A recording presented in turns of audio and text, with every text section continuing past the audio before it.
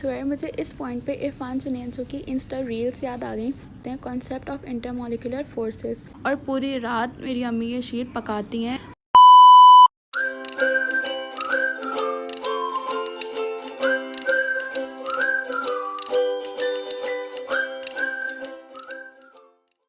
Hey guys, जैसे कि आज चांद रात है तो चांद रात में करने को बहुत सारे काम होते हैं, लेकिन उन सब काम में सबसे इम्पोर्टेंट काम ये था कि मुझे अपना कुरान शरीफ मुकम्मल करना था। तो अल्हम्दुलिल्लाह मैंने अपना कुरान शरीफ मुकम्मल किया, सबको बख्शवाया और उसके बाद बाकी सारे काम किए। तो सबसे पहले मैं गई एंड मोमेंट ईद शॉपिंग करने के लिए, क्योंकि आप रमज़ानों में ईद की जितनी भी शॉपिंग कर लें लेकिन फिर भी कुछ ना कुछ ऐसी चीज़ होती है जो रह ही जाती है और चांद रात को जाके लेनी पड़ती है। लेकिन रोड्स पे इतना ट्रैफिक जैम होता है और मॉल्स के अंदर भी इतना रश होता है कि हालत बुरी हो जाती है। खैर मैं गई यहाँ पे मिलेनियम मॉल में, और यहाँ पे आप देख सकते हैं कि ट्रैफिक कितना जैम था। मुझे यहीं पे 15 to 20 मिनट्स लग गए इस रोड पर। खैर फिर मैं मिलेनियम मॉल आई, क्योंकि मेरी बहन ने अपने ईद का ड्रेस लेना था, वो भी एंड टाइम पर। मुझे वैसे एंड मोमेंट ईद शॉपिंग बहुत बुरी लगती है क्योंकि बहुत रश होता है मॉल्स में। खैर हम सूट देख ही रहे थे कि अचानक ज्वेलरी की शॉप सामने आ गई और हमने फिर अनवांटेड ज्वेलरी शॉपिंग स्टार्ट कर दी। आई स्वेयर मुझे इस पॉइंट पे इरफान जुनैद की इंस्टा रील्स याद आ गई, तो मैं उन्हीं रील्स से इंस्पायर्ड होकर आपको ये एक्सप्लेन करने की कोशिश करती हूँ। असल में लड़कियों का ये ज्वेलरी शॉपिंग करना नहीं है, बल्कि ये केमिस्ट्री का एक कॉन्सेप्ट है जिसे कहते हैं concept of intermolecular forces. Don't worry, let me explain. जैसे कि डिफरेंट मॉलिक्यूल्स की फोर्सेस ये बताती हैं कि उनके दरमियान किस तरह का बॉन्ड बनेगा, कितना स्ट्रॉन्ग बॉन्ड बनेगा, और वो अट्रैक्ट करेंगे या रिपेल करेंगे।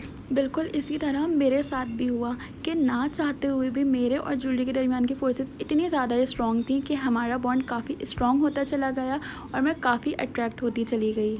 और फिर उसके बाद शॉपकीपर एक के बाद एक ऐसी ज्वेलरी दिखा रहे थे कि मेरी अट्रैक्शन बहुत ज़्यादा बढ़ती चली जा रही थी, क्योंकि जितनी ज़्यादा खूबसूरत ज्वेलरी होगी उतना ज़्यादा स्ट्रॉन्ग हमारा बॉन्ड होगा।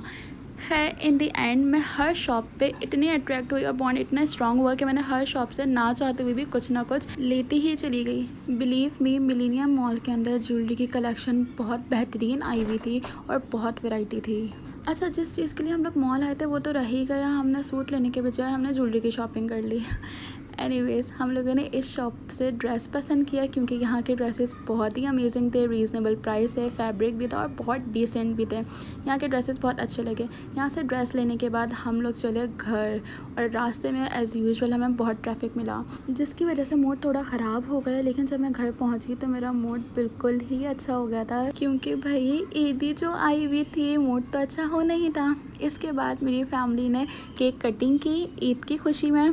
फिर चांद रात को तो लेट नाइट तक जागना पड़ता है, इसलिए अपनी क्रेविंग्स को फुलफ़िल करने के लिए हम लोगों ने मंगवाया फ़ालूदा, वो भी स्ट्रॉबेरी फ्लेवर में। आई मीन इसकी तरफ देखो यार कि देखते ही दिल चाह रहा था कि बस फ़ौरन ही खा लें। थोड़ा मेल्ट ज़रूर हो गया था क्योंकि मैंने थोड़ी देर से खाया, मैं मॉल चली गई थी इसलिए लेट हो गए थे। फ़ालूदा इज़ द बेस्ट, और गर्मियों के अंदर ना तो इसका खाने का मज़ा ही बिल्कुल अलग होता है। अच्छा, इसके साथ साथ ना हमारे घर में एक और काम चल रहा था जो था सिलाई का। जिनके घर में कारपेट होता है ना यार, कारपेट को किसी भी ख़राबी से बचाने के लिए चादरें सी जाती हैं ताकि वो कारपेट लॉन्ग टाइम तक चलता रहे। तो साथ में ये काम भी चल रहा था, और जो कारपेट की चादरें थी उसी के बने सोफ़ों के कवर, कुशन के कवर, पिलो के कवर। बस वो वक्त दूर नहीं है कि हमारे भी कपड़े बन जाएं इन्हीं चादरों के। एनीवेज़, जोक्स अपार्ट, जैसी चादरें सिली उसके बाद दूसरा काम था चादरें चेंज करना एज़ यूजुअल। पे कारपेट की चादरें चेंज की, पे सोफ़े के कवर चेंज किए, कुशन के कवर चेंज किए। अच्छा, मुझे ना यहाँ पे बहुत गुस्सा आता है इस बात पे कि यार जब आप कोई भी शूज़ सैंडल्स पहनते हो उसको जगह पे क्यों नहीं रखा जाता है। मैंने फिर वो सही किया यहाँ पर। और दूसरी बात ये समझ नहीं आती, काम हम लेडीज़ कर रही होती हैं और भूख लग जाती है जेंट्स को। खैर उन्हें खाना दिया और साथ ही साथ यहाँ पर शीर चढ़ा दिया ईद के लिए। यहाँ पे शीर को उबाल आने में इतना टाइम लग गया एनीवेज़ एक पॉइंट पर आके यहाँ पे उबाल आया, बाकी सारे काम साथ साथ चल रहे थे। जब ये बॉयल होने लग गया था फिर इसके अंदर अम्मी ने डाली थी सेवइयाँ ताकि शीर बन सके। और पूरी रात मेरी अम्मी ये शीर पकाती हैं और इसका टेस्ट मैं आपको एक्सप्लेन नहीं कर सकती, कितना डिलीशियस होता है ये शीर जो मेरी अम्मी के हाथ का बनता है। मुझे ऐसा ज़िंदगी में कभी भी खाने को नहीं मिलेगा, ना ही इवन मैं इतना अच्छा बना सकती हूँ। खैर इसके बाद काम था, सबसे लास्ट काम कपड़े इस्त्री करना। मैंने अम्मी के कपड़े इस्त्री किए, उनके इस्त्री करने के बाद मैंने अपने कपड़े इस्त्री किए। जब इन सारे कामों से फ्री हो गई फिर मैंने जाके देखे ड्रामे, क्योंकि ड्रामे तो देखना लाजमी था ना यार, मेरा दिन कैसे कंप्लीट होता। मैंने सबसे पहले देखा तेरे बिन और उसके बाद देखा चांद तारा का लास्ट एपिसोड, और इस वक्त टाइम हो रहा था कुछ 2:30 और 2:45 AM। वैसे मैं एक पर्सनल मेरा रिव्यू ये है कि मुझे चांद तारा ड्रामा बहुत ही अच्छा लगा। मैंने फेरी टेल देखा नहीं, देखना स्टार्ट किया था, स्टार्टिंग में बहुत मुझे बोरिंग लगा, इसलिए फिर मैंने छोड़ दिया था। इसके अंदर काफ़ी लेसन है जो कि आजकल की जनरेशन को सीखने चाहिए, इस ड्रामे से लेने चाहिए। अगर आप लोगों ने ड्रामा नहीं देखा तो लाजमी देखिएगा।